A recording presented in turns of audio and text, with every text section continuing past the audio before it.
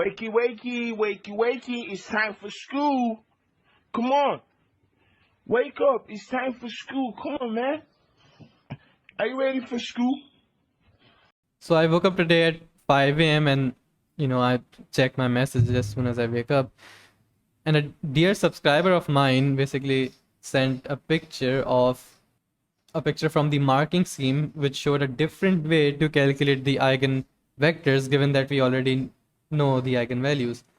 And that's basically because our further math test is tomorrow. But anyway, so when I wake up and I see the picture, I started thinking about it. I wanted to know why the that certain method works, and in trying to get to know why that certain method works, I first wanted to know in a different perspective what eigenvalues really mean, or what happens in the procedure that we follow to calculate the eigenvalues. And so, well, of course, the standard way that this is introduced is that we say A is equal to lambda E, and this is sort of like the definition of both eigenvalues and eigenvectors. Eigenvector is the vector such that when you transform it through a certain matrix, does not it is not knocked off from its direction, so it's still in that same direction, but it may be, let's say, stretched or squished by some factor. So E is that certain vector which stays on its own direction after being transformed. Lambda is the eigenvalue, and it is the factor by which that vector is stretched or squished. And so from here we do some algebraic manipulation to say that A minus lambda E must be equal to 0, and we convert the lambda to a matrix by multiplying by an identity matrix. And then we say that, okay, so E pretty much cannot be 0, so this must be 0. And if this is 0, this basically looks like let's say the A matrix was something like A, B, C, D, E, F, G, H, I, right? We say that the new matrix that we have formed is A minus lambda, E minus lambda, I minus lambda, and this being equal to 0, means the determinant of this is equal to 0. And so if we try to find the determinant of this, it will be something like A minus lambda multiplied with this stuff minus this stuff, and so on. So basically we get a cubic equation, and from that we can calculate its roots, and those roots are basically the values of lambda that we need. What I really wanted to understand was that when we diagonally subtract lambda, what is really happening to the new matrix? Why is this discriminant being equal to 0, and what does that value of lambda mean? And I should also say, before we get into the explanation, that this is something that I just thought of at 5 a.m. lying on the bed. So I'm not sure if this is completely correct or not. I'm really not sure if this way of thinking is correct. Well, anyways, of course, and also one more thing is that before I start on with the video, there are of course prerequisites to this video, and they are basically just knowing how matrices work, and that is the fact that when basically the matrix, the transformation matrix, in these certain numbers are the values of the transformed I had, these certain values are the transformed coordinates of the vector j hat, and these are the coordinates of the transformed k hat.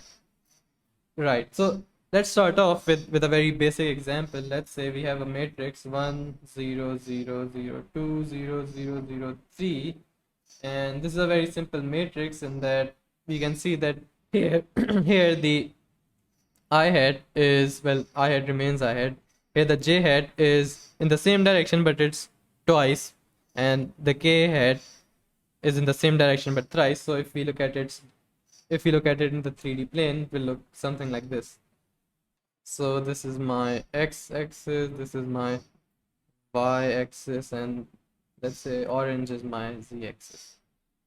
So my transformed k hat is really just the original I hat.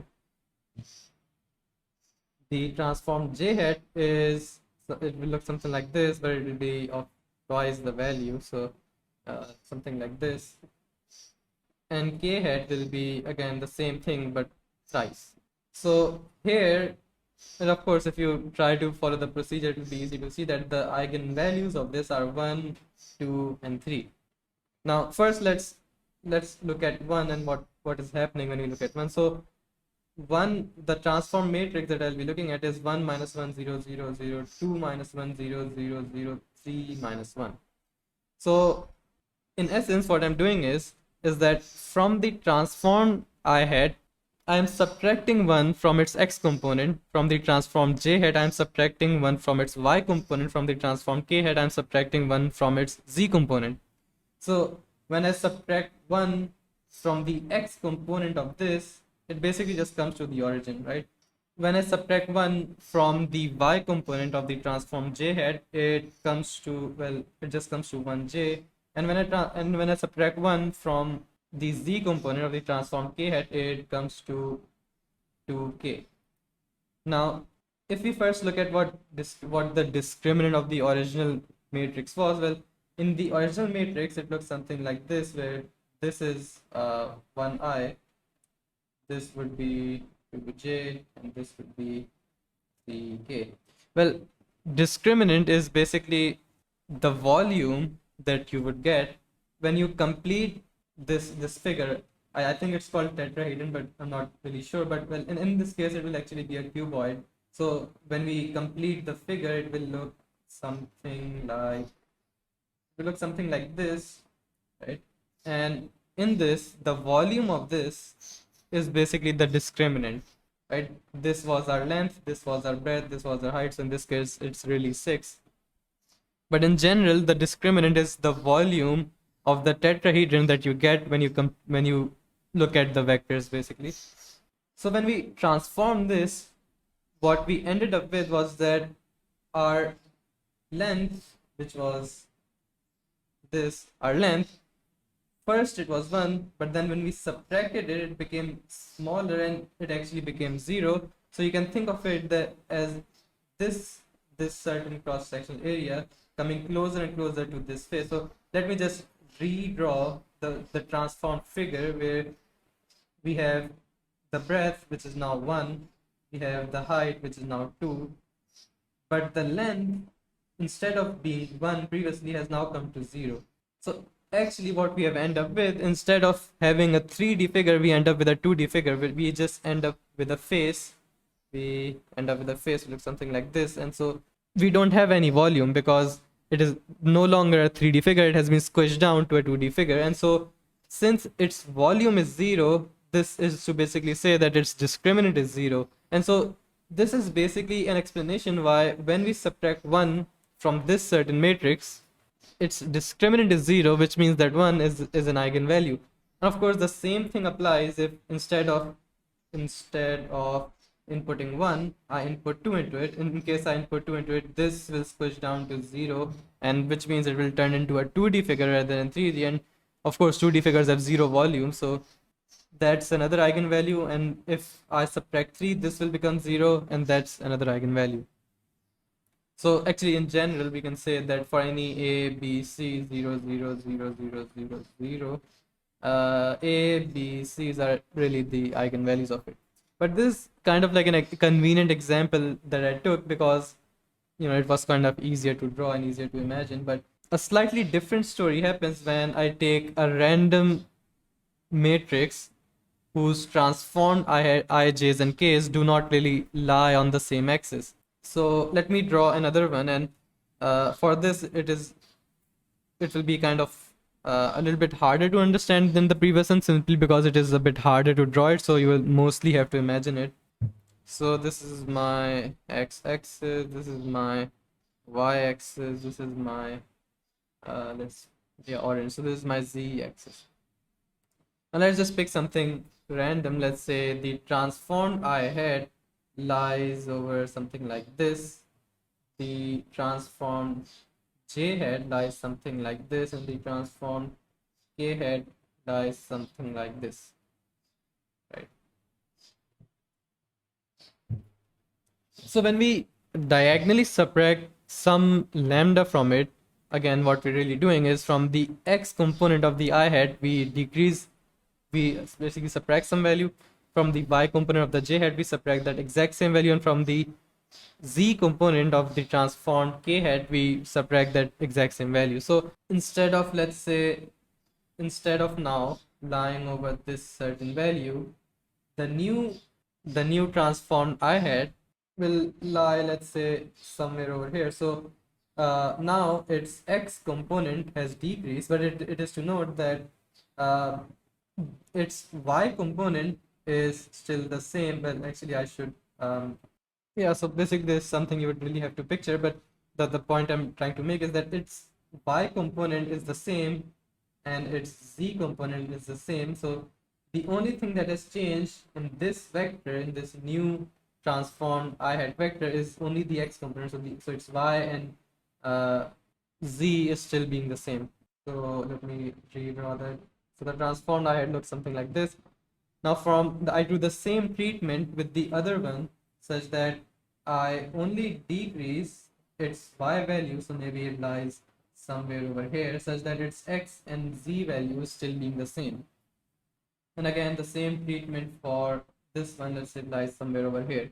Now, in this case, it is not really possible that one of the vectors simply comes to the origin, right? So in our previous example, we saw that one of the vectors essentially became zero. It was kind of no longer a vector.